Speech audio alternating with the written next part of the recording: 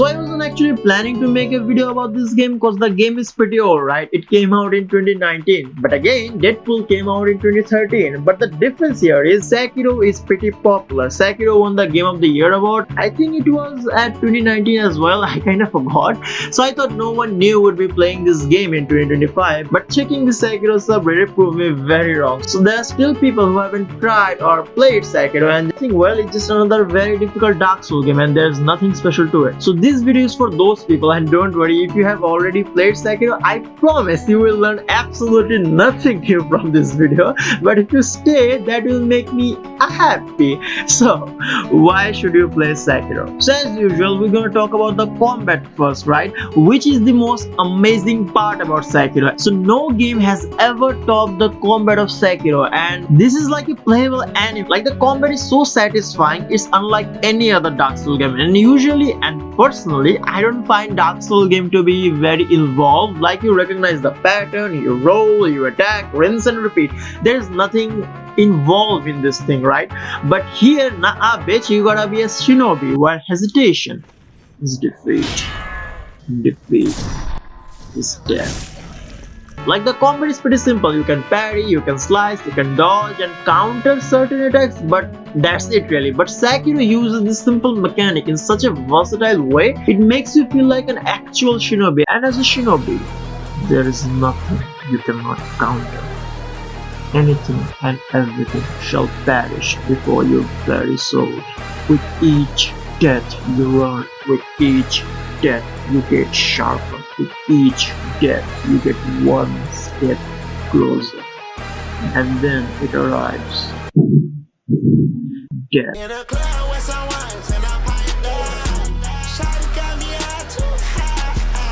Okay, anyway, so don't you think I love Sekiro because I have any kind of nostalgic connection to it? Which I have none, by the way. I recently played Sekiro and it was unlike anything I have ever played. Usually in hack and slash game, there are like in terms of combat, two things may happen, right? You either beat the meat of the enemy like it owes you money. Maybe I should freeze that, right? So anyway, you cut them down like vegetables, then they poke you, you feel a bit angry, and then you do it. But you do it with your sword. Or it's just difficult for the sake of being difficult. Like there is no satisfying factor to it, it just is. Satisfying factor can go suck your dick. But in Sekiro, you can't really rely on button mashing. Like there are some enemies you can power through, but if you keep that up, you will be turned into shredded cheese in like no time. Like everything you do is all about focus. Like there is no luck, there is no coincidence. Enemies will do whatever they're feeling like in that evening, and you will do what you do best. Hunt. And if you're new trying Sekiro, be patient. Trust me, when it clicks, you really are invincible. Well, until the next boss at least. So I feel like I still haven't answered why Sekiro has the best combat system in gaming history. So let's take God of War for example. When you first started playing, you were just button mashing for the most part. You had no idea about the combat, so you're basically new. And at first we all are. But after playing for some time, we started to understand the mechanics and get the hang of it, And we started to do well. But in terms of how our skill has changed over time, the gameplay is almost the same. Like there isn't any drastic difference to it, I mean, it's a bit better than before, but how much your skill has evolved over time, the gameplay doesn't show it, Like what I'm trying to say is, until you become a literal god in that said game, your gameplay looks more or less the same actually. But in Sekiro, it's nothing like that. The gameplay shows exactly how skilled you are, from your movement to how you use your weapon and abilities. It's like you can visually appreciate how powerless enemies are in front of you. In other games, the quote-unquote difficulty comes from enemies having more health and you having less, and nothing else really. Like in God of War, the only thing you may have issues with are the bosses, which are also pretty easy. But in Sekiro, everything is dangerous. It's your skill that makes the enemy powerless and you powerful, not the new weapon you might have purchased or the new power-up you just got. It's just your katana and your skill as a hunter what makes you deadly. So in Sekiro, combat carries the entire game, right? Now you may ask, why the combat? Well, what carries the game can simply be answered by why you wanna sit through 4 to 8 hours of gameplay. What is the game offering to you for sitting in front of a screen for like 8 hours? For Deadpool, it was the story. It was Deadpool himself. The combat wasn't why you stayed. You stayed there for Deadpool. And for Jump Force, we stayed for the combat, not for the story, for very good reasons. Now, what makes the combat or story or anything else really of a game greater than other similar games is you replaying the game like again and again. That makes that particular game king in that department. Now we're gonna exclude speedrunning because people will play the game millions of times, not for the gameplay necessarily, but for the record. So it's a completely different topic. So let's take Devil May Cry for example. I have played through the game so many times, more than Sekiro really. But does it mean that Devil May Cry has better combat system than Sekiro?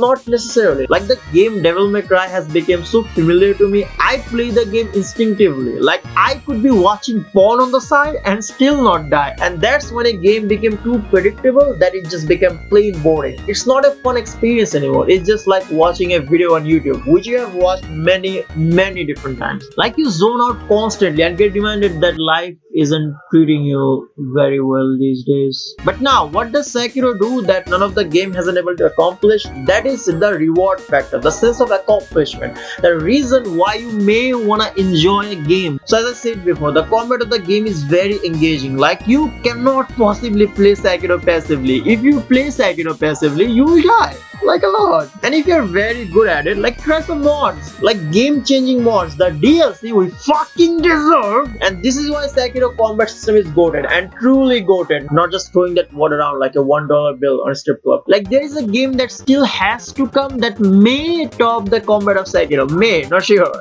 Now, so long story short, what makes Sekiro combat goated? Sekiro always keeps you on your toes. The combat is satisfying and engaging, like you never feel like you're just zoning out of playing passively, and that is what makes the game really fun until you become a literal god in the lands of Ashina, at which point you can install one mod and start to become Shredded Cheese once again. Now for the story, as like every other Dark Souls game and like your relationship, it's complicated. Like for the longest part, I didn't even know that a sculpture was a demon of hatred. I just thought it killed him, and he was frail anyway, so I just thought that the demon of hatred killed the sculpture. But it took me quite a while to understand that oh, he was a shinobi as well, and there is a serpent, there's a dragon, it's a whole thing, alright. And it will take you quite a while to understand the fuck you're doing in the story, which will always make you go like, oh yeah, now I get it. And now for the graphics, it's amazing. Moving on. Gameplay loop, beat the game first. Moving on. Ishin. 忘れるでないぞ。迷えば破れる。 Emma, give her your seat 10 times. Woman. I don't know. You're a liar too. Oh, so you won't tell me either. You pretend not to see me. Women. Game too hard, get good. Game too easy, touch grass. Game bad, fuck you. Game good, fuck